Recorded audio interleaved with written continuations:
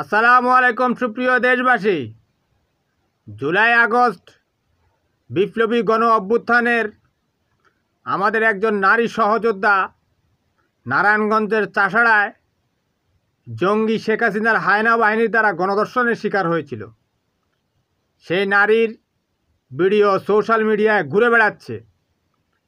সে তার এই পাপ লুকিয়ে রাখার জন্য একজন বয়স্ক লোককে বিয়েও পর্যন্ত করেছে।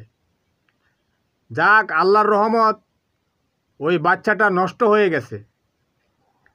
শেখ মুজিবের সন্তানরা পাকিস্তানি হানাদার বাহিনী, ভারতের উগ্র জঙ্গি হিন্দুত্ববাদী বাহিনী, সিরিয়ার Bashar al Assad, Hulagu Khan, Genghis Khan, ফেরাউন, নমরুদ এদের চেয়েও ভয়ঙ্কর।